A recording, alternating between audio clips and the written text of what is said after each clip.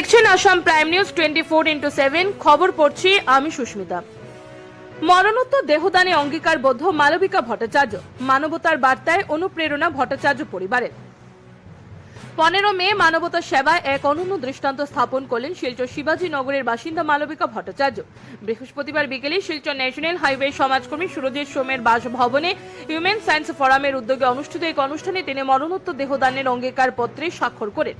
জানা গেছে, ভট্টাচার্য পরিবারের মধ্যে দীর্ঘদিন ধরে মানব সেবামূলক এই চেতনা প্রবাহিত হয়ে আসছে। এর আগে 2023 সালে 13 জানুয়ারি নিজের জন্মদিনে চিত্র সাংবাদিক সঞ্জীব ভট্টাচার্য মরণোত্তর দেহদানের অঙ্গীকার করেছিলেন। পরবর্তীতে 2025 সালের 24 মার্চ মালবিকা ভট্টাচার্যের মা তারিণী দাস মহাশয়ের মরদেহ তার পূর্ব অঙ্গীকার অনুযায়ী শিলচর মেডিকেল কলেজে দান করা হয়। চিকিৎসা শিক্ষার ক্ষেত্রে এই দেহদান বিশেষ ভূমিকা রাখবে বলে সংশ্লিষ্ট মহলের অভিমত। মায়ের দেহদানের সেই মানবিক দৃষ্টান্ত এবং স্বামীর অঙ্গীকারে অনুপ্রাণিত হয়ে মালবিকা ভট্টাচার্য নিজেও মরণোত্তর দেহদানের সিদ্ধান্ত গ্রহণ করেন বলে জানা যায়।